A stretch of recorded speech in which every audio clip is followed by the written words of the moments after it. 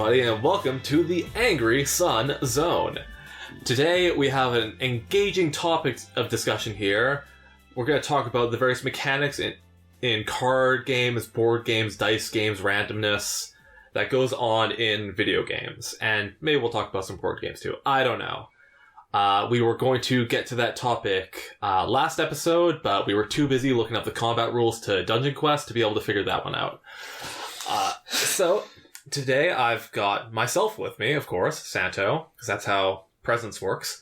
Alex, you're here too. I am here, in fact. Sean, you're here too, aren't you? Yellow. And who's that? It's Matt. Recurring special guest, Matt. Yeah, we're deporting him tomorrow, so we figured give him a send-off on the podcast here. Yeah, literally recording this at the last possible moment before I'm supposed to be in an airport. Alright. So, let's get started and deal ourselves our opening hand to discussion here with how we feel about card games. And as we like to talk about games, but listeners, you can play games as well while you're listening to this podcast. Drink every time I bring up Magic. Oh god! in this discussion here. That's a dangerous game, listeners. Well, at least I'm not going to bring up Magic because I'll respond to Magic, but I don't. What want do to they do when Magic. other people bring up Magic? Is that like drink twice? Okay, tell you what. If I bring up Magic first, you take 2 drinks. Otherwise, only on Santos. There we go. Well, maybe I'll start this off because it was kind of my idea for this. I have been just playing the crap out of card-based games at this point. Like, I finished my first ever JRPG just because it was a card-based JRPG or like card styling kind of thing. The mechanics were still the same as Voice of Cards, the Isle of Dragon Roars. It's a Square Enix game, like a Square Enix game, and I hate Square Enix games. I promised myself, I think when I bought FF12, I would never ever buy another Square Enix game, because I always get about 10 hours in, and then get bored. This one is only about 10 hours to play, so it was perfect. But what's really cool aesthetically is, number one, and this is something that we'll talk about later, they have a narrator. They have a very amusing, good baritone narrator. They're pulling on like the Bastion and Transistor threads for me there. And 2, the whole game map is actually just stylized cards like mountains and blah, blah, blah, blah, road, enemies, whatever, right? So it's got a really cool stylized aesthetic. It's got nice art, music's good and all this. But it's still a JRPG where it's a text-based menu system with like a little bit of customization on what abilities you actually take. But otherwise, it's the same as every other JRPG I've played. And for some reason, it just clicked right, and I tore through that. But then there's also a different style of that, which is, I know you guys have talked about before, with randomness and stuff, actual just card-based games that are their own thing, like deck building is one I'm really into. I've been playing this other game called Trials of Fire, which is like a combination of a cards deck building game and a board game at the same time. Which is really fun for me. And I've played, I don't even know how many roguelikes are freaking card-based now. Yeah, It's all of them. It is absolutely an indie trend right now. I'd say it has been for maybe the past couple of years of putting cards or dice into your combat system in a video game. And it's not even like specific genres even. Like there's like It's everywhere. more traditional JRPG type RPGs that are doing that. There's games that are more like dungeon crawlers that are doing that. There's games that are not even either of those. I mean, the earliest game I can think of, video game I can think of that has cards, so to speak, would maybe be the Mega Man Battle Network series, which is actually just an action game that sort of has cards. Oh, yeah. That happened with Kingdom Hearts, too, where it's just like, suddenly there's cards in an action game. Yeah, the one of the spin-offs. Death Before Sleep or something like that? Not one of the spin-offs. One of the canonical games that was released on completely different platforms than the main series. Yeah, one of those. But yeah, I've actually noticed that the Mega Man Battle Network combat system has essentially been cribbed whole cloth in a bunch of indie games in the past couple of years. Like, how so? Because usually the way that these card games work at least in like the roguelike deck builder sense, is there's always a resource system. There's always a way, like drawing cards is always very important. This is all outside of the actual deck building, and there's all your passive effects. And like, for example, in Trials of Fire, just as I already talked about, you have to actually discard other cards to create energy to play your cards as well. Yeah. So the sort of trend I'm talking about with the Mega Man Battle Network style combat system is essentially there's a grid divided into two colors, your side and the enemy side, usually red and blue, and you use cards to summon characters on the grid, but then the characters can either be directly controlled and you can give commands to them, like to shoot or shield or things like that, like an action game, but you're limited to spaces on the board on your side of the field. But then there's also card-based mechanics to summon your own characters, essentially. And that's sort of... It's a very specific way of making a combat system that's kind of like an RPG, but kind of like an action game. I kind of like it, at least in the Mega Man Battle Network games. But I've noticed a lot of indie games kind of using that. I can give you no examples because I haven't actually played any of them. One step from Eden. Yeah, I was thinking There you something go. like that. Well, it's interesting because it feels like there's not so much big fields that you're using. Well, I haven't seen a lot of big fields like you're describing and playing cards on them. Usually it's like, for me, Slay the Spire is pretty much the perfect roguelike card builder, right? And you're not actually summoning things most of the time. You're just modifying your own character or interacting with the enemies. Yeah, that is more the style that I'd say has been trending. Yeah, like the cards are your actions. Yeah. That you can Yeah. perform. You don't have a menu of preset. Okay, I can, fight, magic, defend.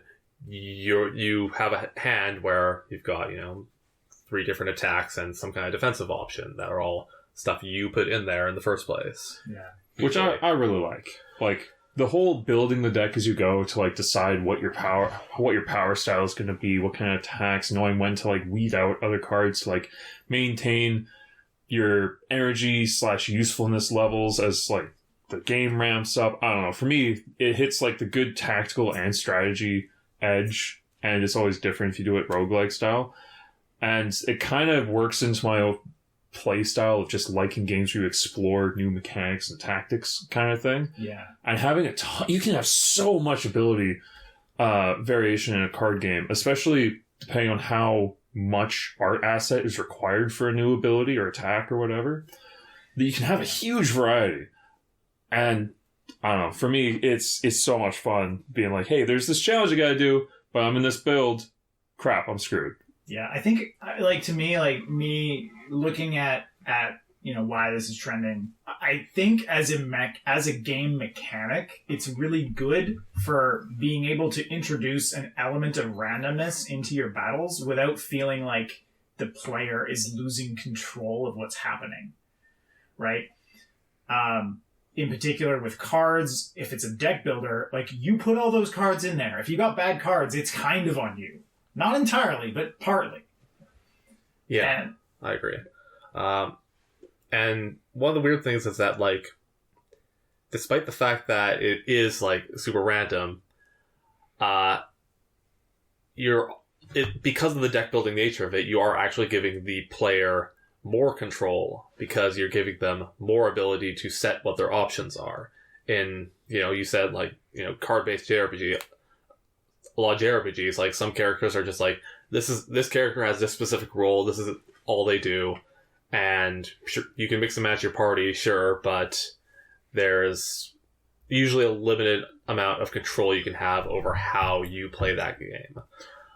With, introducing, hey, I'm going to build a deck of cards, that's so many more variables for the player to control, that's something that I think not only is, like, super engaging, but also gives me a feeling of, like, Mastery, right? Mastery, or like agency, or maybe there's a better word for it that I'm just not thinking of, but basically, like, the fact that this is my deck, this is how I play this is unique to me, and it makes it feel more personal. Yeah. I definitely like that. Yeah. I think also it has an intuitive nature to the probabilistic aspects of what's happening. If you have a 60 card deck and you have 4 cards in that deck, then you know that, or let's say you have 6 cards to make the math really easy, but I don't want to divide 4 into 60 right now. I guess it's not that hard. It's 15. It's 15, yeah. But anyway. So yeah, okay, so 4 into 60. You have a 15% chance. Hey, you did the math. I solved my problem. So you got a 15% chance of getting a card then. And people understand intuitively that chance is going to be, not 0, but not too high. Well, but it's what not they 15. don't intuitively understand is that 15%, 4 cards in a 60-card deck on a 1 draw? There's no chance. Dude, I didn't even double check the math. You said 4 into 16. 4 into 60. Oh. 4 goes into 60 15 times. If you're looking for probability, Looking for the I've percentage. got news for you, bud. That's difficult. Yeah. See, want as we 4, can clearly see, like what is 6%. not intuitive is or the over math. 60. Yeah, you can tell that we don't have a calculator on the podcast. We only have a mentat over here, Mr. Santo. Anyway, a better example is something like if you have a 95% shot in XCOM, and when you miss, everyone gets very upset. But if you roll a 1 on a D20, everyone's like, oh yeah, the 1 comes up sometimes. Like, they're upset, but they understand that it wasn't a guarantee. And that actually kind of gets into the other trend I've seen where games are using dice rolls or systems very similar to dice rolls very explicitly. Even games going so far as to actually render dice objects rolling. Yep. You know what's interesting? And the first time I saw it, I thought it was completely bonkers. I was like, why would you render dice? Like, this is insane. But it's about giving people the intuition for the probabilities that are happening.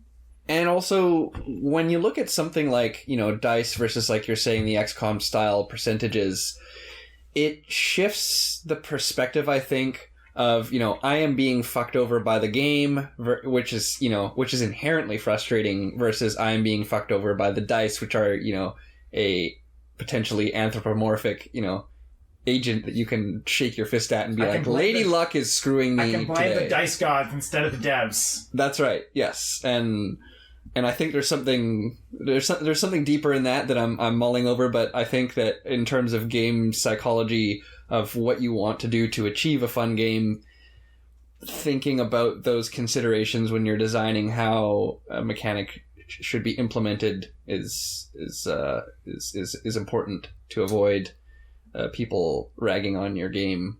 Yeah, and then I think it's also in part just riffing off of pen and paper RPGs like Dungeons and Dragons, or I don't know of any card-based RPGs to be honest, but The Loop Hero? Like tabletop RPGs? Or... Yeah, tabletop. Yeah, tabletop. Tabletop Munchkin? card RPG. Oh yeah, Munchkin. Kind of. Munchkin's In a sort very of. unsatisfying way. Munchkin is a card-based RPG, and it is also quite unsatisfying. Yeah. Sorry, listeners. Not a good gaming group will you like Munchkin. Munchkin's okay. For what We it can is. leave that one alone. Yeah. So everyone here actually likes this current trend of like card games, or are you into it? You're not really into it. You don't give a crap. Mechanically, like, yeah, I'm pretty into it, but I just get wary with any kind of like gaming trend with this. Is like, when does it jump the shark? When does it go over the edge where it becomes oversaturated? And It's around there. I feel like we may be at that point. we may be past. I mean, when I've already been hearing now, like, people talk about like Slay the Spire in like hallowed, like, inspirational terms. I'm like, okay, I think we've gotten to the point where this is just a thing now.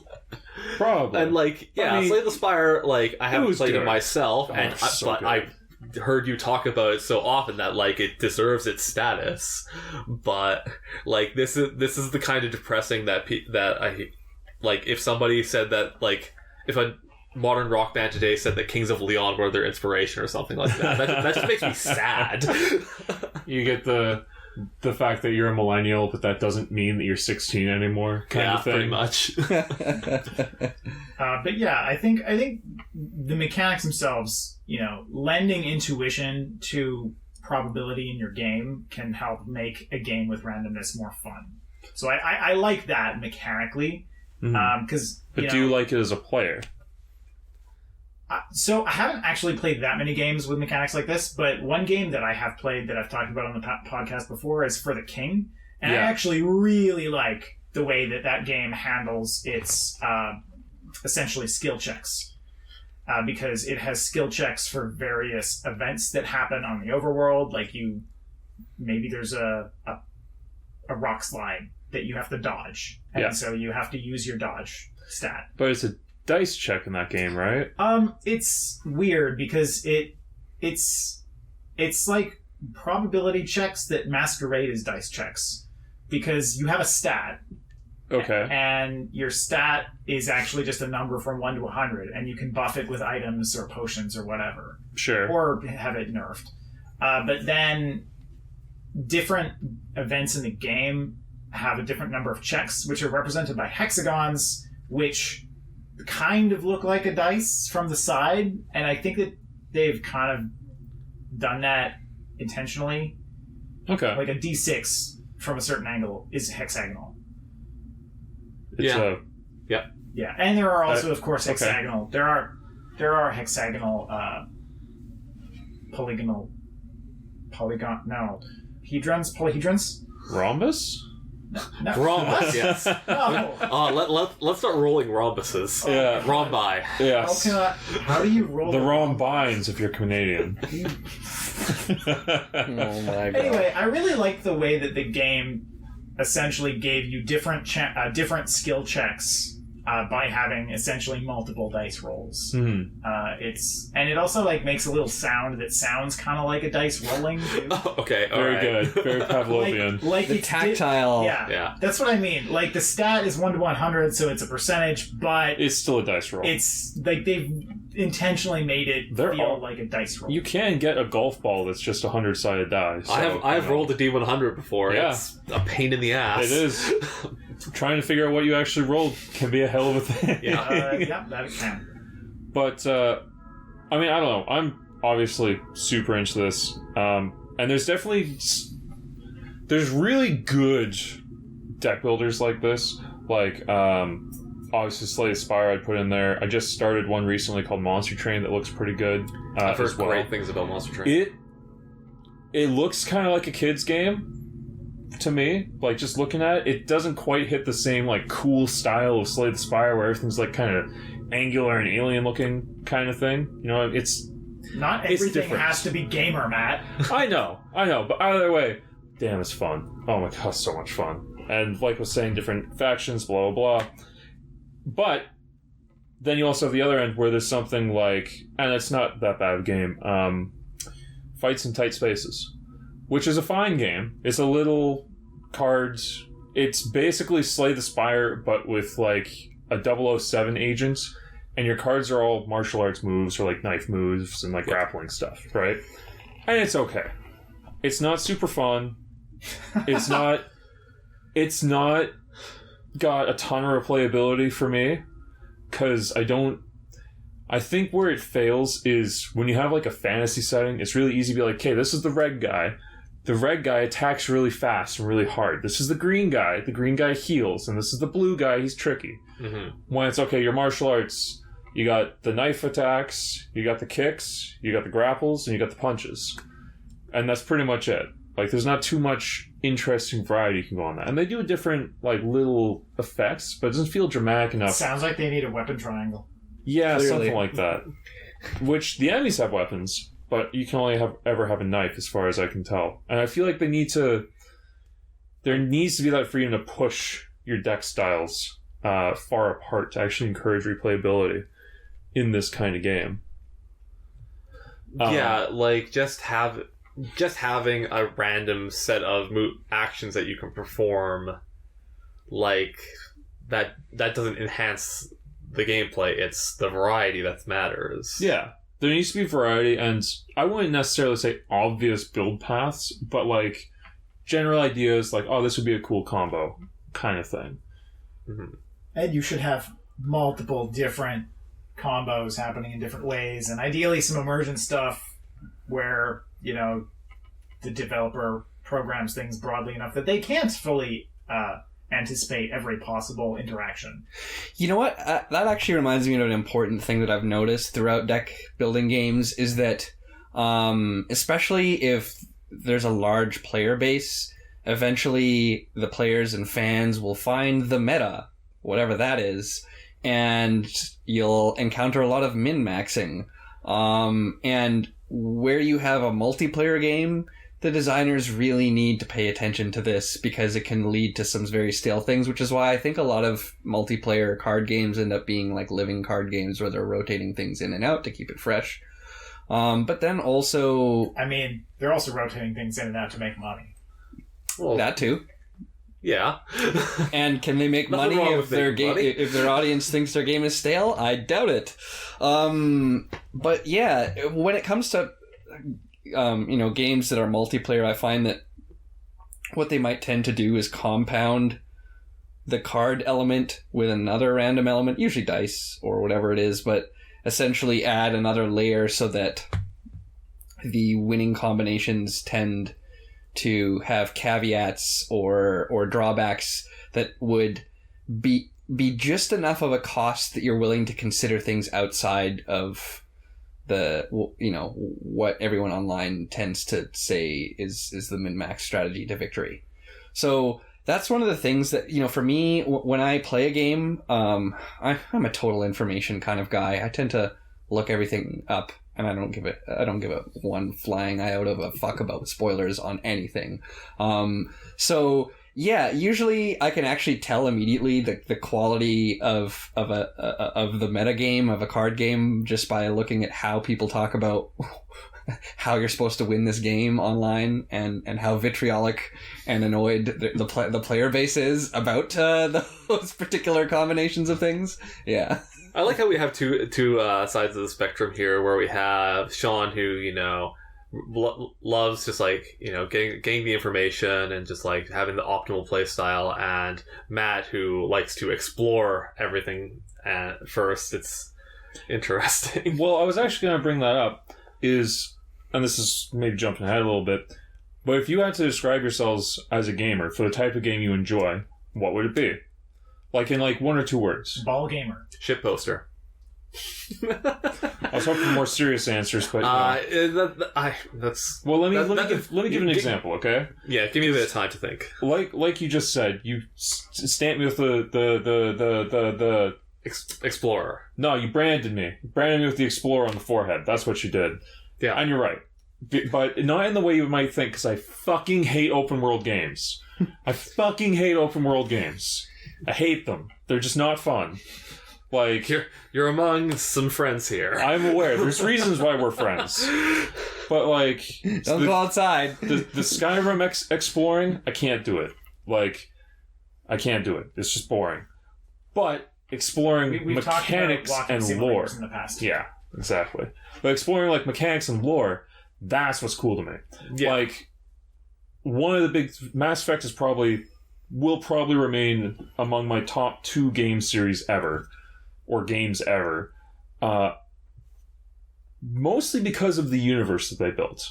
And you don't go and like see every piece of this universe. You get to read about it. I say get to because I'm a nerd and I like reading. You get to read about it in lore entries and learn about it from interacting with the species, just all over the galaxy and things. And you learn a whole bunch of things about all these different galactic civilizations and all this other stuff without having to go fucking walk anywhere, which is really nice. I just want to read about it. But then on the other hand, in the Mass Effect 3 game, when they introduced the multiplayer, I played the shit out of that multiplayer because the mechanics were really in-depth and there was really interesting combinations you could do based on who was on your team. And there were tons of different operators, let's call them, that you could play as that totally shifted up your playstyle and who you wanted on your team as well. So mechanically, it was very dense. So I'm an explorer so long as I'm interacting with the material and not walking along it. kind of thing. Yeah. Which is why you and I have a Dark Souls fight coming up at some point, because it's the same thing where Dark Souls is an explorer's game, but I would argue it's not open world. It kind of is, but the point is to explore as you go and see all the different areas and connect them together lore-wise, just through what I would call, and you will hate me calling, atmospheric storytelling, or there's a specific term for it, but you read the items and they tell you things, you see things, and it's cool. Yeah, we'll have that fight another day. Another day. So I'm an explorer. Because I could go off right now, and let's try. We're at 30 minutes, so we're good. Yeah. So, yeah, you know what's funny is that what I was thinking, and very much is in line with what you're saying, but I was going to use a very different word, which was novelty seeker. Oh. Because, one of the things at this point in my gaming career that I don't get paid for, is that... Not yet. Not yet. Growth mindset. I've played pretty much any type of game that I can get my hands on, right? There are some genres that I don't particularly care for that much, but I've basically played every major genre that exists as far as I'm aware. And it's always something where I'm excited when a game does something new mechanically. Right? I love a game that does something interesting mechanically that I haven't seen before. This is why, honestly, these days I mostly play indie games, because those are the games that are actually innovating in or trying to innovate mechanically these days. There's nothing wrong with being just well executed mechanically, but it doesn't grab me anymore. Even if a game is well put together, if it's not doing anything new, I'm just sort of like, oh, this is just like that other game. And unfortunately, usually the other game I played before was better. Or you liked it more. Or I liked it more. Shall we riff on the AAA games industry for taking reuse, reduce, and recycle a little bit too literally for their industry? Well, let's wear this topic up first. Yeah. AAA games are kind of a nightmare area these days. But like I said, indie gaming has tons of interesting new stuff going on these days. Yeah. And I do also like understanding the lore of a game sometimes, especially when it's a bit especially when you kind of need to work to figure out what's going on. Yeah. There's two games in particular that come to my mind on the lore aspects, because they really don't give you much of anything unless you kind of seek it out. One of them, Risk of Rain 2, which we've all played quite a bit of, actually has a hilariously deep lore to it, but it's exclusively up to the player to seek it out, because it's all essentially given through item descriptions and enemy descriptions that you just unlock by acquiring those weapons or beating enough of those enemies, and you just read it on your own time in the menus. Yeah. Not even item descriptions, but log entries that you get for unlocking the items that sometimes don't have anything to do with the item you unlock, but it's just, here's some more lore. Yeah. But it's got a pretty intricate lore to it that I find interesting. Another game that had incredible lore that wasn't really necessary or related to the gameplay particularly, Metroid Prime. I was literally thinking of that game when you were talking about this. They have an entire characterization of this boneheaded, incompetent, blundering into success kind of research program that the space pirates are running with incompetent space pirate scientists having trying and failing at genetic experiments, but then they eventually succeeded kind of, and then that's one of the enemies you fight. A Phazon infected Omega Pirate, I think is what it is. Anyway, the lore doesn't really have much to do with the game, but it's just really fun to read through, and it's entertaining and well written. And then another game I was going to mention that hits me on both of these counts in terms of the novelty, fucking Transistor. Yeah. Hell yes. Oh yeah. Pretty much any Supergiant game, honestly, follows this exact formula. Yeah. I mean, I'd say Transistor really executes on it. Transistor executes on everything the best. It's so good. We've talked about it before. We'll probably talk about it again. If you haven't played Transistor, just fucking play this game. We're all talking about it all the time. Yeah. Literally perfect. Yeah. Your negative comments are wrong.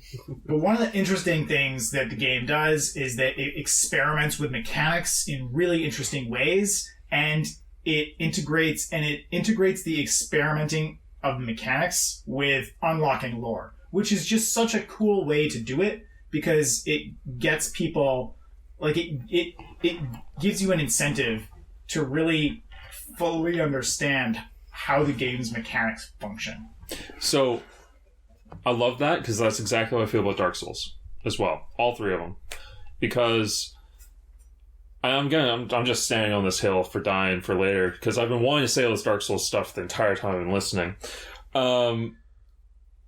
Again, you are slowly exploring this world. You're getting bits of lore from the items and, like, implied like context clues of exploring what's around you.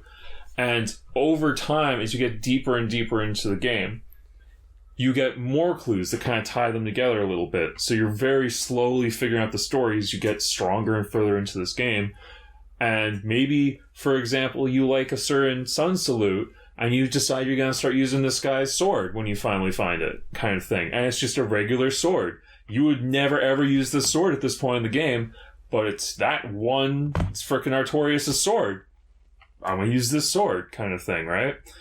And I would argue, maybe not argue, I would say that at the time, and you can see this from the genre it spawned, that Souls games were a very unique type of game to play, at least in the Western sphere. To the point where they have spawned Souls-like, which is very distinct. I can see Santo smiling. I just like... All right, Santo. No, it doesn't have to do with anything he's saying. Like, here's the thing. Matt is completely right about most of the stuff about Dark Souls. No, most things. You were right in the first iteration. No, not most things. It's more like, all right, are we going to have this fight or aren't we? This is the fucking Ross and Rachel of this podcast at this point. Do it. Do it. Unleash. Oh, we can't. We're so segued already. But go counterpoint quick. If you were going to counterpoint. Yes, okay, good. I wasn't going to counterpoint. I wanted to move on to something else. Well, we'll do that then. Just like drop a teaser to the actual Dark Souls fight episode that's coming eventually. Yeah. Well, we just need to learn what your game type is as well. Yeah. So for me, I would say I'm an investigator. Oh. Which is kind of like an explorer of the whole mechanics thing, but slightly different, because I also really like mystery games. Yeah. Okay. So you know, let's add some flavor into this thing. Yeah. So when I play games, I'm interested in investigating the mechanics, figuring out the mechanics, and figuring out how they work. Like, if I'm going to look up anything about a game, it's not what's the best way to do X, or even like how do you unlock Y. It's like, okay, how does this stuff work? Like, I look up damage formulas and stuff like that. Yeah. And I use like that knowledge that, you know, is kind of a pain in the ass in most games to figure out when you're just like trying to engage with it some of the time, to like determine my own way of how to best exploit that. And for like the de facto card game Magic, like there it is, drink. Hey. Like, you can double if you recognize the oblique references earlier. Yeah. Like, I don't look up, okay, what are the best cards for X situation? I go on, like, the Gather, the Magic card database, and pore over cards and try to find just interesting, like, obscure mechanics and stuff like that. Like, one of my favorite decks to play uses a card that turns all non-creature, non-equipment artifacts into equipment. Oh, yeah. I remember you messing around with this. So that sounds extremely exploitable. And the equipment becomes, you equip it to a creature for the cost of its mana cost, and it gives plus X power, which is also equal to the mana cost. Which, for equipment, like, that's really expensive to actually use that in the way that you're supposed to use that. However, zero cost artifacts, you can equip those for free. So there's a few artifacts that, have an X in their cost where you can spend any amount into that. And when you do that, just as a quirk of the rule system, when they're on the battlefield, X is always 0. So usually they have counters or something like that to define what X was when you played it. So I, equip those to creatures that get bonuses when they have equipment on them and stuff like that. There's a creature in the deck that makes 3/1 elemental every combat step for each equipment that is equipped to it. So when I play a card that makes all my lands into artifacts, and I equip all my lands to this creature and make 17 elementals to swing on my opponent, that's hilarious. That is pretty funny. It's not actually that good. The deck doesn't work that well most of the time, but I don't care. It's not about winning, it's about having fun on the way there. Yeah. Although sometimes it's about winning. Sometimes it's very much about winning. Actually, as you're describing this, what came to my mind was on a recent video on our YouTube channel where we played Roller Coaster Tycoon, the first level of the first game in the multiplayer open source remake. Santo and I were talking about the optimal, or Santo was sharing his tip on the optimal strat for placing your exits and entries to rides, and how you had a theory based on abusing the game AI or the game pathfinding of the people that ride the rides, so that every time they visit an intersection, basically they make a choice about which direction to go that's random. And so if you put an entrance to the ride as the first thing that they encounter at the exit, then they have a chance to just go right back in. Yeah. And since it's random, you can get the highest amount of turnover out of a person before they leave the park if they walk around less. And so and I looked it up, and that is how the pathfinding works. Oh, is it? It is? Yeah. Okay. Yeah, Because I know that most of the time, unless they're specifically heading towards a certain thing. Yeah, if they have a map, they can specifically head to certain attractions, and then they just do the smart thing of taking the shortest path there. Yeah, if you've ever played Roller Coaster Tycoon, try making a path that's more than one tile wide and see how your guests try and navigate that, because they can't. Yeah, in the original Roller Coaster Tycoon, that was a nightmare because the pathfinding, literally every tile would just randomly choose a direction to go in. Although open Roller Coaster Tycoon, they've made some improvements for sure. They've made some improvements, and 2 tile wides generally work correctly. Above that, it still gets dicey. I've also seen people go into completely empty maze rides and just wander around and not go to the exit immediately. So pathfinding in that game is pretty spectacular. Yeah. But anyway, yeah, it's just funny because it's the perfect example where you're really drilling down into how the engine actually calculates things and makes decisions, and then using that to inform your gameplay. Yeah. So, investigator, explorer, I forgot yours already. Novelty seeker. Novelty seeker. That's a good one. What did you have, Sean? Turophile. And to define turophile, that's a cheese lover. The first step is to find the cheese. I would just like to point out you have cheesed your own fucking list by finding the fancy word for cheese. That's right. Yes. So first off, I should state I'm lactose intolerant, so this is the only way I can truly enjoy cheese to its fullest extent. The first step is to find the cheese. What are people doing to fuck with this game? Understand the cheese. How does it work fundamentally? Get the cheese. Sometimes it takes effort in order to be able to acquire this, or money, or whatever the fuck, and I will get the cheese at any cost.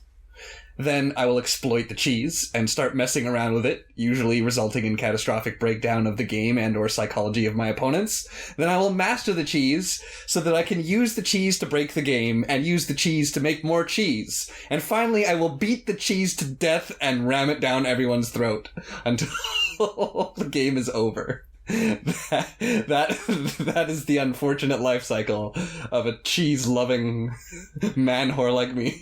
Yeah, you imagine that asshole who played Snake and Brawl, and that's what Sean is. If you want to go back to Melee, Sean was the one practicing wave dashing for hours on end just so he could try and win some matches in Smash Bros. This is the kind of guy who, when we got together to play a board game called Eclipse once, which is this like 3-hour long space it's a 4X space 4X epic that we've played like maybe like 4 times up to that point, and are still like trying to like figure out exactly like, okay, like how to play this game well. Sean's the one in the corner looking up guides and looking up the tier list on which races to play. Sean's the guy you sit down and play a game of chess against, and he's on his phone looking at the best starting positions and ending positions and kill moves and what all the special fucking names are for them. So, as you can tell, we have all been impacted psychologically by this. Yes, this is some harsh psychological warfare that he... on chess, the only chess opening I know is the Bomb Cloud opening. And the Bomb Cloud's the best that's fucking the only opening I need to know. Oh my gosh. Yeah, I think for me, there's this fundamental thirst for knowledge at any cost. And video games are an excellent way to flex that More side. like winning at any cost. Yes.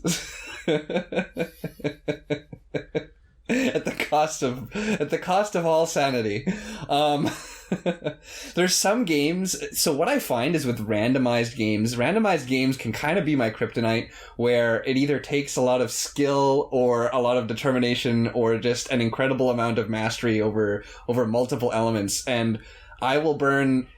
What's interesting is, at first, I will burn hours upon hours trying to win this, and then eventually, if I cannot, I will one day find acceptance, and then continue doing this cycle, because now I've come to enjoy my suffering, which is why I have 750 hours in Noita. Yeah, I was gonna ask. Without ever having won it. But Noita is actually I will shove this game into the deck building, surprisingly, category, because what I actually found was, in a guide, it explained very succinctly how the spells in a wand are actually mechanically they work exactly like a mini deck of cards that you either draw from randomly or in a specific order. And now, normally, when you play the game, this just intuitively looks like what it does on paper. But as you start to unlock endgame spells, it ends up doing things to your wand that can only truly be understood if you actually bring this analogy back.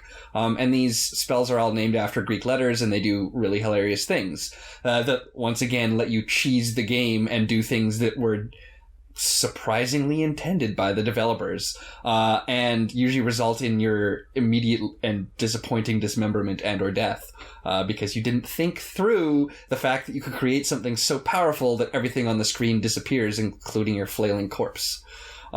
So yeah, what's interesting is that was the first game where I realized that applying an analogy of cards to the mechanic could actually enhance my way of improving my damage. And at first, I thought it was a little bit of namby-pamby bullshit off of a YouTube video.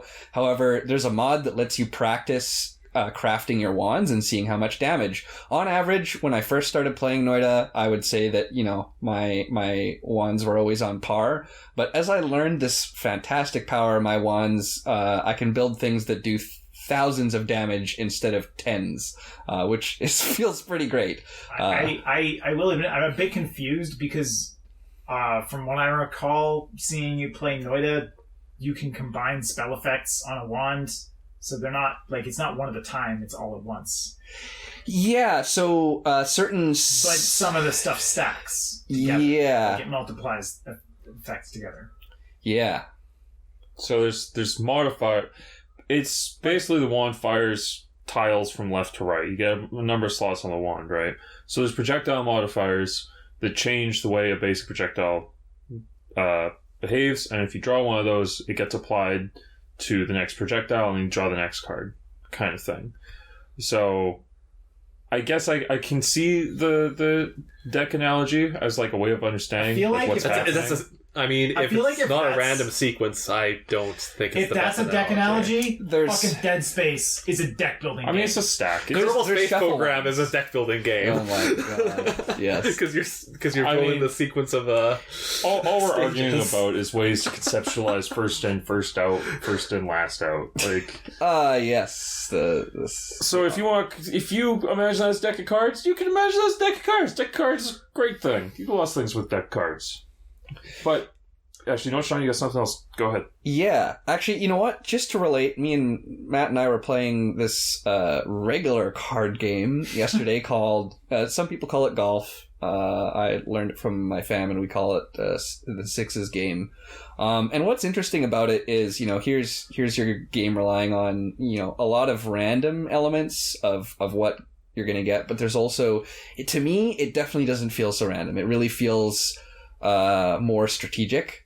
And what's interesting about that is I think that there's also that very same learning curve that applies to how well someone understands the mechanics of a game. Like, for example, when I play against Santo, if our play experience involves building a deck, I know I'm fucked because the command of the mechanics of Magic the Gathering that there you go, you got a drink again. That Santo would have over Magic is vastly superior to mine, and he'll come up with ways to destroy me that just weren't conceptually possible to me until I got my ass pounded to sand.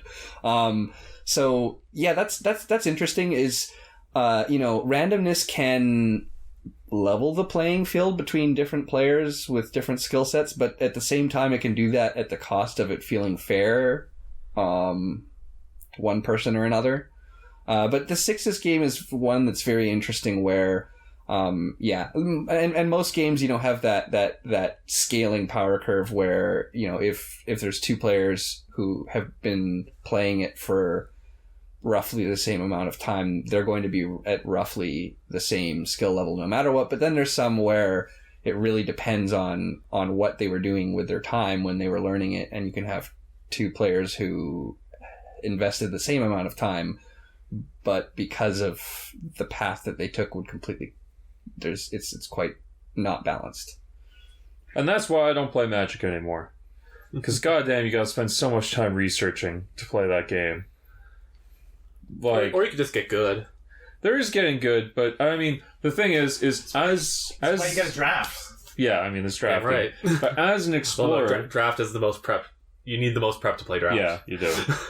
But as an explorer, for me, the deck building part is the best part. I don't fucking like playing the game that much. I like going, okay, I have 300 cards on the floor in front of me.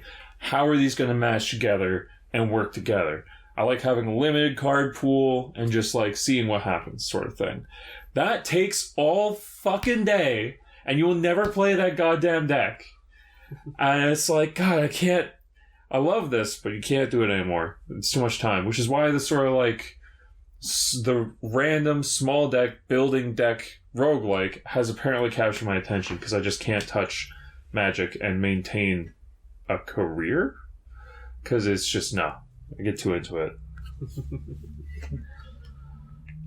And one of the most interesting things that I think that these games can do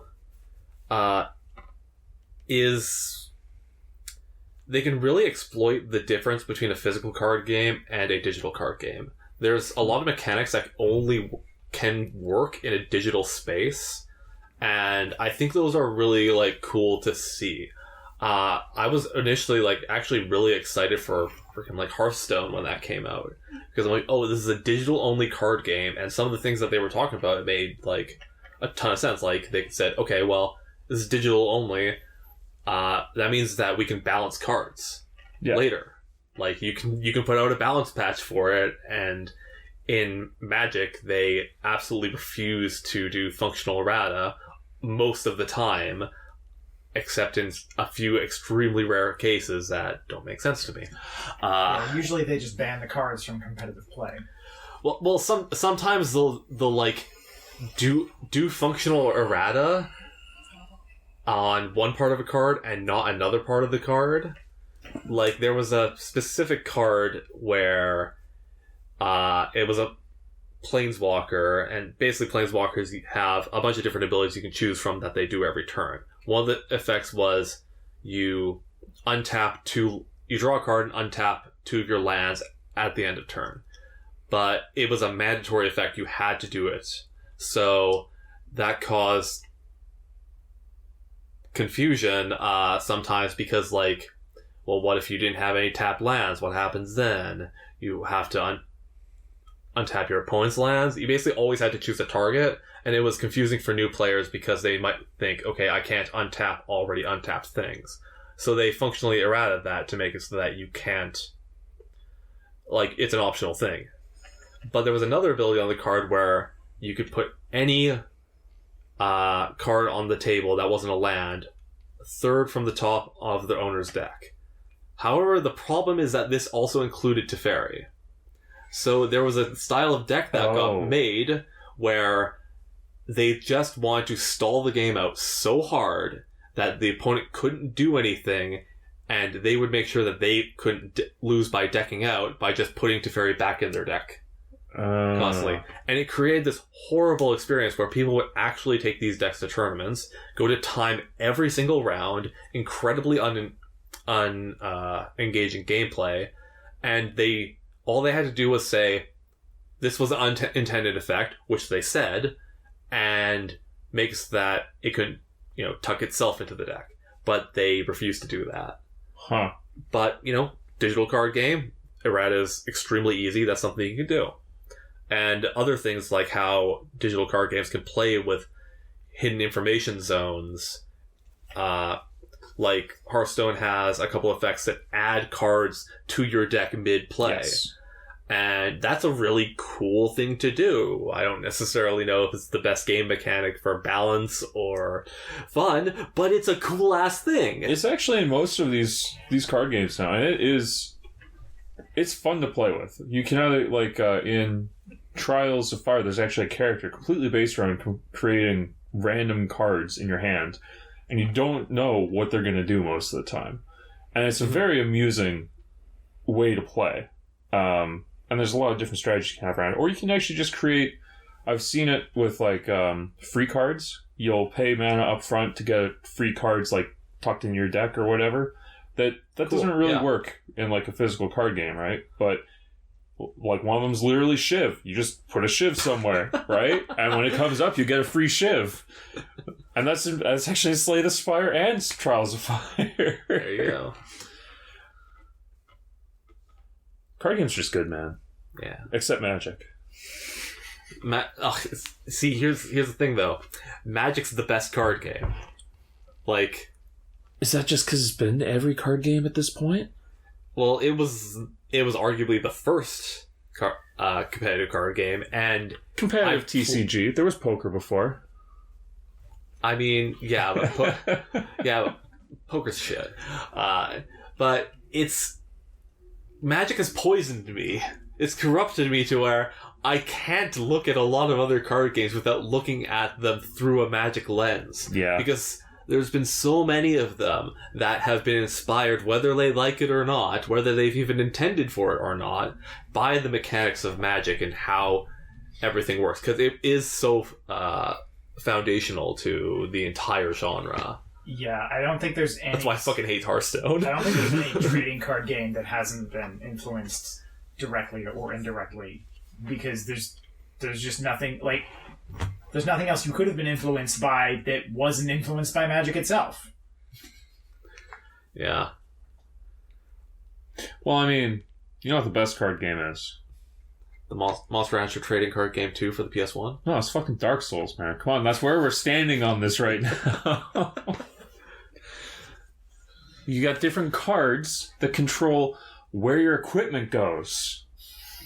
That's because the rectangles doesn't mean they're cards. That's a card shape, it's a card. And there's shields that are rectangular too, so you can put a card in your card.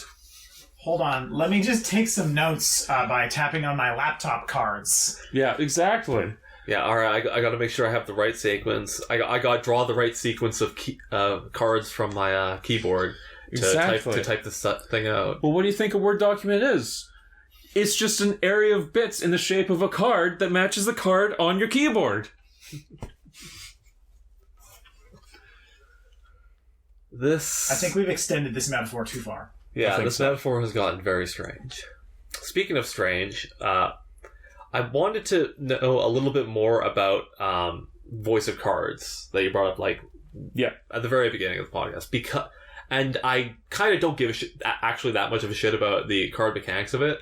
I care, how was the story and stuff in that game? It was fun. It was short and sweet. It was a good, satirical, fun. It felt very, snarky, self-mocking, anime kind of story. Okay, that makes a lot of sense. But it actually had multiple endings, which I really appreciate. Okay, that makes perfect sense. Yeah. I mean, they weren't, massively different, but they were enough to be yeah, I'll do that again.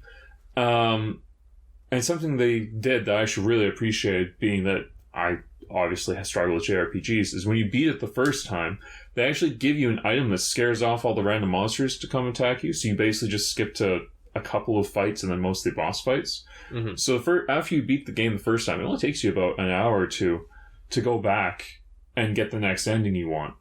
But what's cool, and what another way that they encourage you to replay, is there's these secret black cards with numbers on them that you just randomly get through the game when you play through the first time for doing heroic quest type things. Mm-hmm. And there's no explanation of what these cards are or anything like that. It's just mysterious magic card. You got mysterious card 6 or whatever, right? Well, when you go back, one of your options for endings is to collect all of these cards, and it gives you the true ending, obviously. Oh, yeah. But it's just a bunch of little hidden side quest type things to do around the world. So the first time you play through it, it's just sort of general story, messing around, wandering through the environments, killing a bunch of stuff. And the second time, it's I go find old quests. And I really liked it. It wasn't, because you were mentioning earlier about how in typical JRPGs, let's say the prototypical, a character does one thing and that's what they do, right? In some of them, in a lot of the much less interesting ones, yes. Yeah. That's pretty much what this is. Every character gets 6 cards. That's their whole deck. And you pick 3 that you're going to have access to, basically. So, the main character is probably the most generalized. He's got 2 healing spells and a couple of attack spells. Then you've got your witch, who's all attack spells, archer, which is healing and DPS, a grappler, which is kind of cool, who's buffing in deeps, actually mostly buffing, and then the tank, because that's just how it works in JRPGs. But it's fun. I actually really enjoyed it. Cool. Yeah. Yeah, because the reason I asked about the story is that that game was directed by Yoko Taro. Yeah, I saw that. Yeah, and Yoko Taro is the one who's behind the Drakengard games as well as the Nier games, and those are very very interesting games from story and character standpoint. So it's good to hear that some of that flavor shines through. Oh yeah, it actually does. It's not the most complex story, but it's very well done, I would say. It's pretty well executed. Nice. And I mean, it's 10 hours. And that's seeing everything in the game. That's the perfect level of investment for me. And it matches your needlessly long titles style of game. Oh yeah. Voice of Cards, the Isle of Dragon Roars. That's pretty good. That's pretty up there. The Isle of Dragon Roars. Yes. Now, is the Isle of Dragon roaring, or is there just an island where a lot of dragons roar? There is only one dragon on an island, and it roars. There you go. I hope they actually do more of them, because it seems like it's gonna be Voice of Cards campaign kind of thing, right? Potentially. I hope so, because it is very amusing. The narrator guy that they have doing it, he's really funny. Maybe the next entry is going to be the Gaze of Cards. That'd be cool. Just endless waves of beholders. Oh no. Oh darn, there's something else in my head about this game that was really good, and it's gone. So that's it. You drew a blank. I drew a blank. That's exactly it. But the other thing about Isle of Dragons is that the artwork's really nice. I don't know. I love the anime style, and it's very anime style. Like, in the same, like, satirical kind of way of, like, we know we're being anime, and this is funny. How many belts? How much? Actually, the main character has a shit ton of belts. How big is the hair? It's pretty sizable. And the men are wearing I was going to say the men are all wearing tons of armor and the women are not. I'm wrong. The male grappler is wearing very little. Oh, yeah. Yep, it goes both ways. This is an equal opportunity level of JRPG-ness. I mean, some character designs in JRPGs, like, have visible bulge, so... This is true. I mean, I'm pretty sure Ganondorf in Melee had visible bulge. It's a different culture, okay? Yeah, but if he didn't, It's the Gerudo culture. It's the Gerudo culture. I mean, it's the Gerudo way. If you're taking Ganon in Melee, that's the mood you're in. Like... I mean, You're swinging your big dick at people? Like, exactly. I'm gonna fucking smash you? and his main move, he vocalizes it. If you want some premium Ganon action, just go search Suavemente on YouTube. That's a video. I don't know. Actually, Smash, I think, is a perfect example of, like, all the different, like we were saying earlier, the different types of players we are. Because whenever... I don't play Smash as much as you guys, so I lose. But I always just pick one character. I'm like, hey, this is the character I'm going to just figure out how to use. Kind of thing, right? And I'll maybe cycle between 2 or 3 because I like the variety. But generally, that's how I approach it.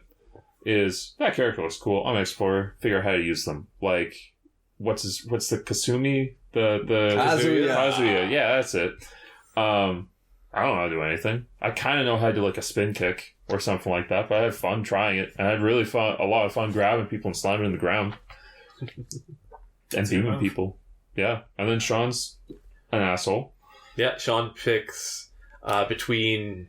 No, Sean, between 1 to 5 characters. All of which have some... 1 to 6. Yeah, hang on. Every character you play has some kind of bullshit ranged attack. List your characters. Alright, so we got Snake, who's less in rotation than normal. We got Duck Hunt. We've got Sephiroth. We've got Hero. We've got Banjo-Kazooie. And we've got Lucas. Yeah, I hate all those characters. Well, you also got King K. Rool. Ah, yes, okay. Yeah, So... Let's count down the bullshit. I want to do this. Where King K. Rool and Banjo-Kazooie both have grabs that root the opponent, which are incredibly bullshit and insanely overpowered. It basically means that as soon as a opponent is above a certain percentage, like they're going to die. They're going to die. Like, it's so difficult for at least at our skill level, to play around grabs like that. You've got Hero, who everything Hero does is bullshit. We got... Literally any move can crit. All smash attacks can crit. Okay. But these crits do like 40% damage and can kill lighter characters when they're at 30% or something insane. And we're not even going to get into the menu combat. He's got a menu. Bullshit menu combat. A really strong charge neutral B that sends a large projectile across the map, and you got crits. Like, yes, too much bullshit for one character. And random one-hit KOs from 0%, that are ranged and come out very fast. You've got Snake and Duck Hunt. You don't really play as often, but just flood the map with projectiles. Fucking Duck Hunt. I'll take Duck Hunt over goddamn Snake over Duck Hunt. Lucas, you only play on a couple maps that are either walk-off stages that you can abuse his back throw, or Jungle Japes where you can just throw out PK Freeze until people start coming at you, in which case you either shield and then grab them and try and throw them off the edge, or just jump to the other side and continue throwing PK Freezes. Lucas has a lot of, really fun and really powerful close combat moves because he's got all those side energy things, but you never use them. And speaking of which, Alex played Snake once, and I saw like 3 Snake moves I've never seen in the entire game because you just don't use them because you do one thing over and over again. And then Sephiroth, whose sword is so big that when I play my Fire Emblem characters and try to counter, I can't counter it because I can't fucking hit him with my counter. He's too far away. His sword goes through platforms so he can just downstab people. Just like so much range. He's just like playing keep away. Yeah. You don't stab up through platforms. Yeah. Come on, man. You gotta get, like, up close and personal with people. Yeah, like me. Play Meat Brawler.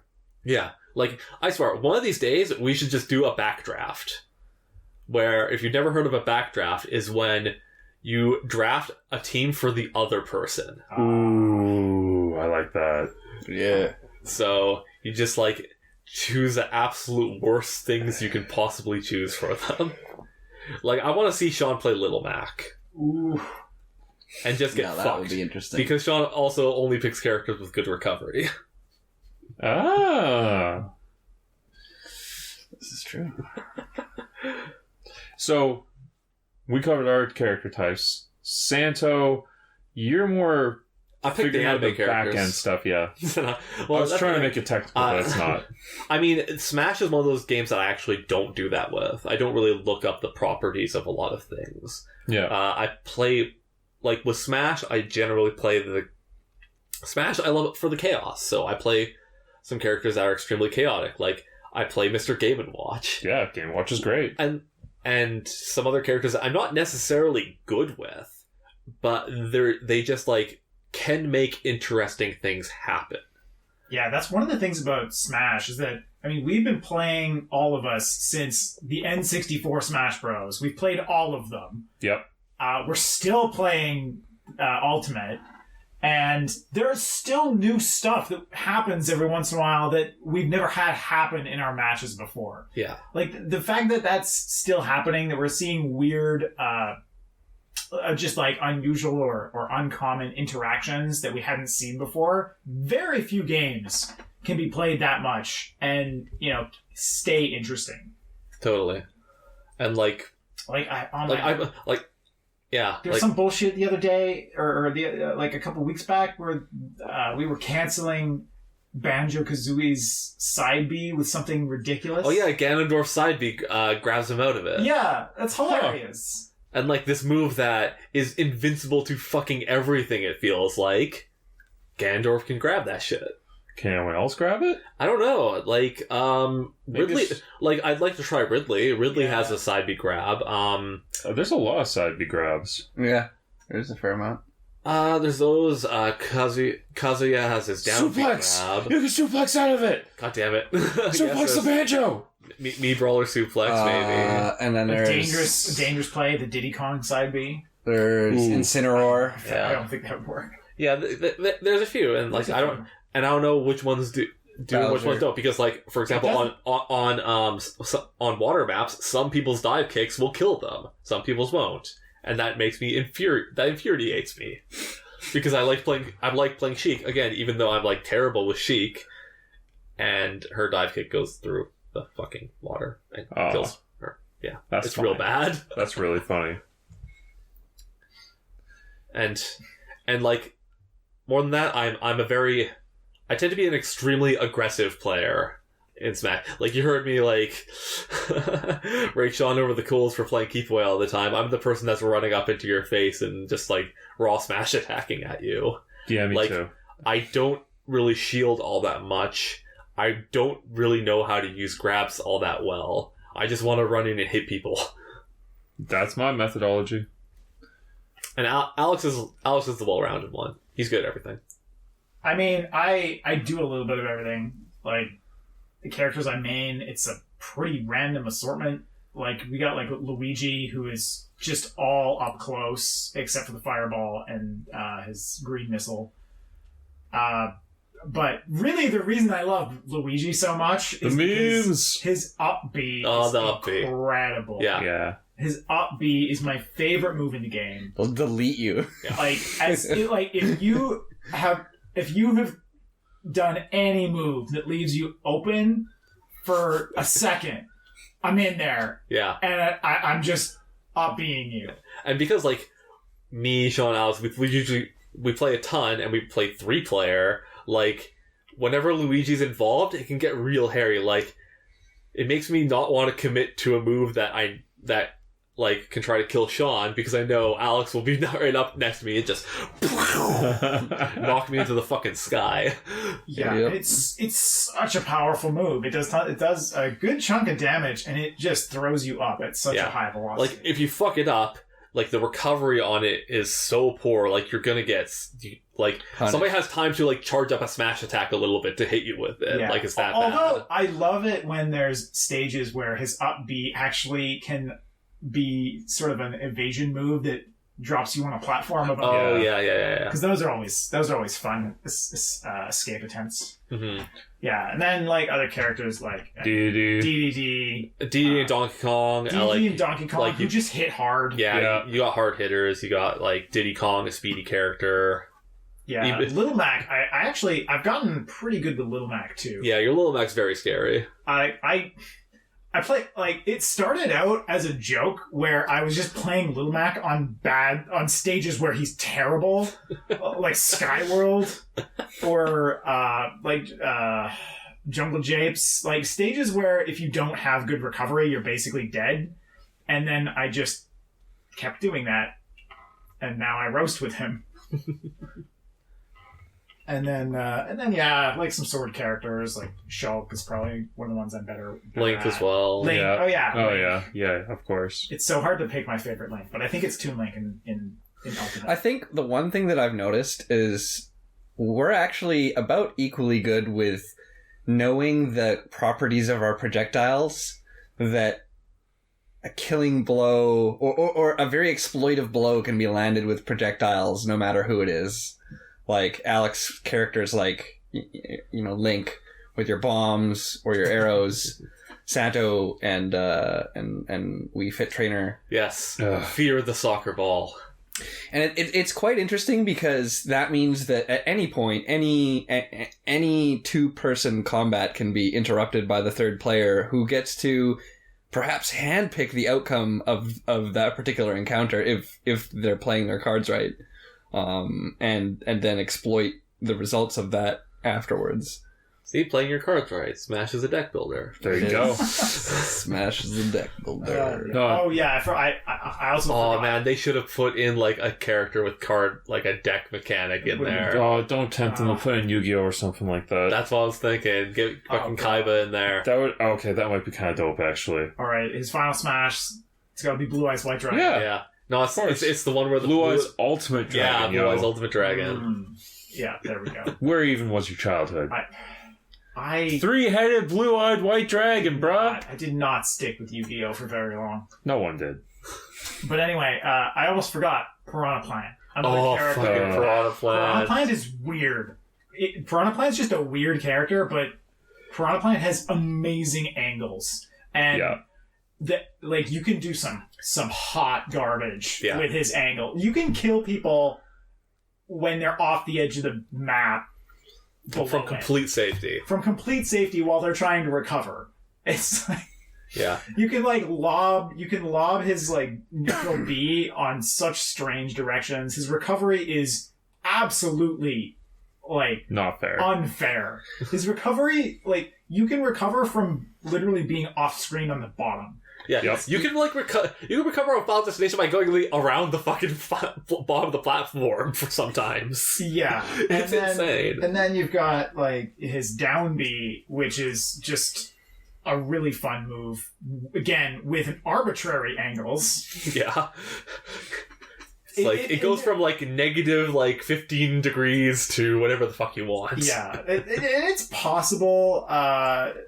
He's not fully protected when he's out on that move, but it's hard to hit him. His pot has super armor. Yeah, He's completely a pothead. yeah. The character that I'm most scared of, well, maybe not most scared of, but the character that I'm most unnerved to fight from you, Alex, is definitely your Piranha Plant. Yeah, it's like it just sends a freaking chill up my spine. Yeah. And that's one of the interesting things I like about Smash 2, is that I'd say, as compared to a lot of other fighting games, it has an extremely wide variety, especially now, of like some of the play styles that the various characters have. Mm-hmm. Like, there's some weird characters in Smash. Like, Minecraft Steve is just... Yeah, he's bananas. I don't even know what's going on with that. You mean Minecraft Alex? Yes, Minecraft Alex. Yeah. Yep. Minecraft Alex. Alex is in Smash, so everybody's in Smash. Yep. Yeah. Alex. By the way, my favorite fun fact about Smash is that the narrator is Pro ZD. Really? Yes. Who? Oh, he's a YouTuber / voice actor. He's done a bunch of big stuff. Oh. Yeah, he does I a didn't ton. know He it was does a him. ton of little skits on YouTube. They're pretty funny. And he's very, very funny. Yeah. Yeah. Which one did he start on? Did he start on 4? Or did he start on I think Ultimate? so. Yeah. Huh. That's cool. I didn't know that. I appreciate your fun fact. That was a fun fact. Yeah. Yeppo! It's a fact I didn't know. Yeah. And my Smash characters are all over the damn place. Yeah. Well, you don't play You don't Yeah. play. like we do. No. Yeah. We literally play Smash every time we finish recording a You know what? podcast. Let me take you back to Smash Brothers Melee. See, I played the When- crap out of that one. When the black hole glitch was a thing. Once again, This is just a Smash Bros. Jeez. episode now. Yeah. Guess We've so. we've transitioned beyond its original purpose. The black hole glitch and all the shenanigans that came out of that. I don't know how many times we tried different ways to trigger that and do stupid things with it, because that was a very game breaking glitch in all sorts of ways. A couple times, yeah. Yeah. I miss Melee. Melee was so much fun. I miss when I was demonstrably better than you guys at Yeah. Smash. I was pretty good at Melee. I liked Melee. Back when Fox was so good. Almost too good. And wave dashing was the thing. Back in Melee, I didn't shield or dodge. How did you play? I still was whooping these guys' asses, though. Jeez. I was all aggression all the time. Dodging's so good, though. No dodging, no grabbing, just running up to people with Roy and smacking them in the face. It was so satisfying. I mean, that's the thing. Like, if your timing's good and you have a good sense of how the other player's playing, then you don't need to shield if you're just not where they're attacking. yeah. I guess. That's the thing, like, if I had to say, like, my superpower when it comes to Smash compared to you guys is I think I'm way better in the air than you guys. Yeah. Like, the amount of times I've Meteor Smashed you to your death. It's like, if Byleth jumps off the stage at you, be careful, because you might get an axe in the face. I have a feeling after all this conversation that our appetite for Smash might be at maximum. No, man, I'm going to play Monster Train. You guys can play Smash. This was the deck building game episode. I'm going to respect that by going and playing a deck building game. I think that's only fair. As the special guest. No. I'm going to go play Halo Infinite so I can customize my Spartan with the cards. The Don't color even bring cards. that up. Okay. You can- Do you know that they put cards into Halo 5? What? I was joking. Yeah. In their, like, huge multiplayer mode that they added for that game that they pushed really hard, that sounded kind of interesting, where it was like PvPvE, where there were two teams that were competing, but there was also neutrals on the battlefield, kind of like Titanfall. Okay. Okay. Where they had like limited card packs for like weapons and vehicles and stuff like that. So if you wanted to spawn a Banshee in a match or a Ghost in a match, you need to get a card for it first. And you unlock some of those through the progression or pay for them. Yeah. Wait, so that's literally pay to win? Yeah. Just straight up? Yep. Like, buy a vehicle in the middle of a match. Buy the opportunity to open a vehicle. That's some hot trash. It's also the exact same card system that Battlefront uses. Not vehicles, but all the best abilities are locked in cards that you only unlock with money. That's Complete and garbage. leveling up. Well, the nice thing is Battlefront 2, all the cards are unlocked now, so all that garbage is gone. But How was it at launch? How was it before government started getting involved? it was an EA game. Yes, it was. Yep. Oh, was that one of the ones that they were like, yeah, this is literally gambling. You're not allowed. That was the one that caused that. Belgium was like, nah, son. Yeah. Yeah, fuck EA games. Though I will say, god damn, FIFA's a popular game. Holy crap. Yeah, now you've been world traveled. Now you know. Now Dang. you know. Everybody, whenever they mention video games, it's not like, oh, I'm playing Call of Duty or I'm playing Apex. It's, I'm playing fucking FIFA. Have you played FIFA? Do you want to play some FIFA? You want to come over and play FIFA? I'm like, I don't even know what a FIFA is. I mean, I've heard of first in, first out. What's this one? First in, first all? What's this? First in for ass? Like, come on.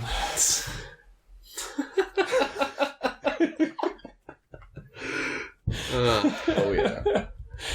And you can like fucking throw my name out some star power. Like, oh man, I know some dude who worked on FIFA. Oh, that's right. I should do that actually. Yeah, and then you can go into the I know a guy who worked with extremely the guy. long credits. Hey, you should listen find to my the name. podcast of this guy who worked on FIFA. It's really great. Yeah, they actually have really refined opinions on video games, and they definitely talk about soccer. Yeah. Football. I love Super Mario Strikers. That was a great game. Damn right. Well, to be fair, Super Mario Golf was also a fucking great game. Mm-hmm. On GameCube. I don't know about any of the other If ones. this is just a random podcast on the topic of golf, we played golf with your friends. Yeah. We played one match so far. Well, Yeah. One set of 18 holes. One set of 18. I loved it. There You are did? some fucking trash holes that made me like very upset Yeah. because they were unfair holes that the devs were just like mocking the player with. But you know what? It had cool game mechanics I've never seen in a golf game before, and I love that shit. Well, we didn't Giving a have... golf ball a jetpack is awesome. I've seen that a few times. But more importantly, we didn't have fucking player collision on. Unfortunately, we did not. No. No, That's why. Okay. It does have it. We just Here's- it defaults to off, and we didn't turn it on because we didn't realize that it wasn't default off. Yeah. Here's another like thing that says that I'm an investigator. The first thing I do whenever I turn on a game is go to the options menu. Ah. Every single time. Mm. I want to know the game options. I want to know what things I can turn on and off. That's fair. Alex and I just learned Killing Floor music has lyrics. By Yeah. accidentally going into the Killing menu. Floor 2 has lyrics for the music that are optional, but Yeah. they default off. Which they probably should. But it's No, there. you got to default lyrics on. Come on. I mean, it depends. Well, okay, no. You need to build some kind of gameplay, like AI director system where the lyrics kick in at certain moments. Yeah. Mm. Yeah. Yeah, it's just like you're about to die. You're about to die! Yeah! Yep. Well, I think that's probably a good way to wrap this up, because I was about to spin off on Doom music, and we probably don't need to start to... It's good. It's real good. Believe it. I mean, it's not Terminator, but yeah, it's good. I was actually doing otherwise. Duke Nukem for some reason. It's like, no, it's like E1M1 is a hot banger. Anyways, Yeah. wrapping up. Let's do that. This has been the Angry Sun Zone podcast. If you would like to check us out on other social media, Santa will put it in now. Yes, if you would like to figure out where else you can find our content, it's as easy as pie. You just go to our YouTube channel, Angry Sun Zone. You can follow us on Twitter at Angry Sun Zone. We started our at Angry Sun Zone Reddit account, so you might see us prowling the internet there. And if you want to send us an email, which somebody has yet to do, you can send us one at angrysunzone@outlook.com. And at this point, no matter what you send, we'll fucking read it. Like, Yeah. we're desperate at this point. I mean, do you think maybe the reason why you haven't been sent anything is because you say you're prowling the internet? Like, prowling is never something you want to claim you're doing. It's never a good thing to be actively pursuing. I'm on the prowl. No, the reason... This is a cat-like podcast, okay? No, Matt, here's the reason why nobody has sent an email into this fucking podcast. Is that the only people that listen to this podcast are people we know, and they talk to us directly. Yeah. Yeah, I've had several moments of, I could do an email. I bet they haven't had an email yet. And I've been like, I'll just fucking message him. Hey, that was a good podcast. Yeah. Oh my god. So, yeah, hey, if you're listening to the podcast and we don't know you, please get in touch. We want to know you. That's right. Yeah. Let's build an angry ass community.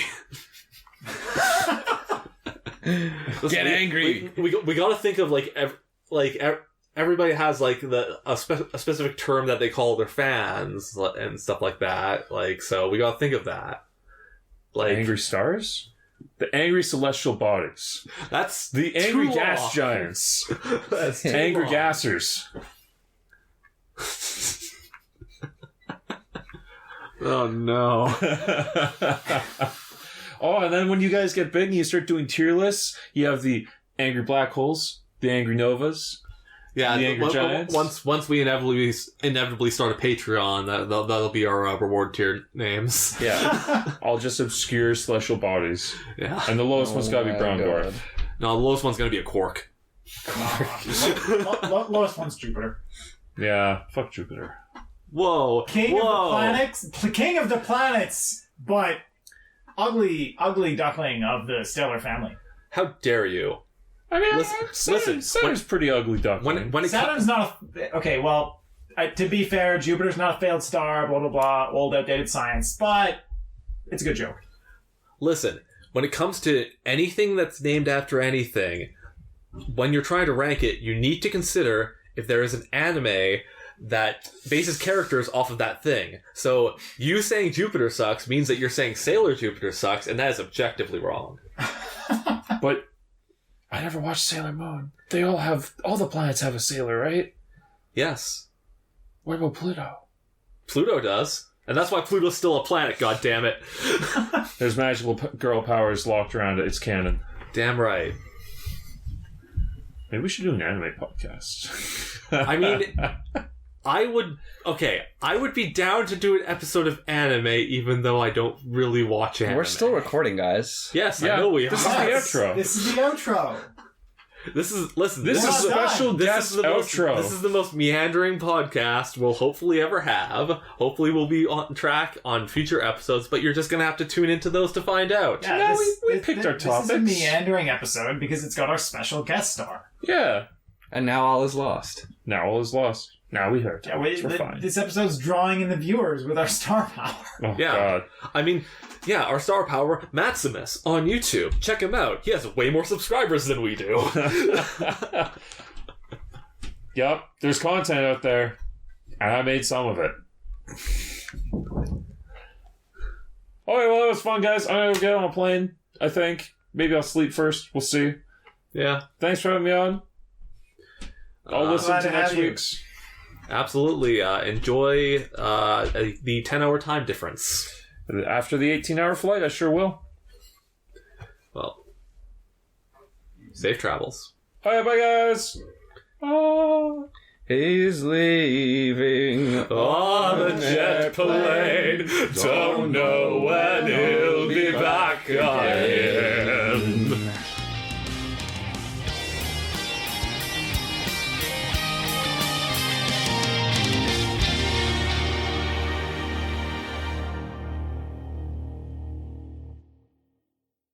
There once was bees. Oh no. These Bees? Bees! Honeybees. is Honey? a Liquid? the Scientific? analysis Of? honey Couldn't say Shit. it was closer By? 0. Point. 6. 0. 1. 7. % Times. Pi. Squared. more Pie. Then. Cake.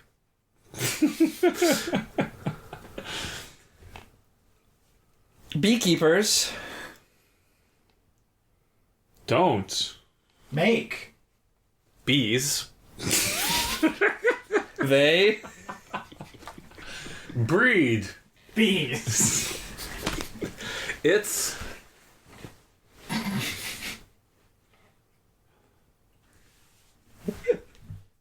all Bullshit. As. everybody. knows Bees. Are. Bees.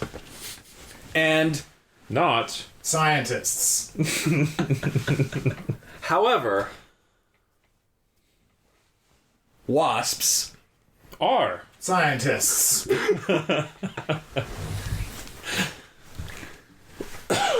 unbeknownst to Christians. Wasps.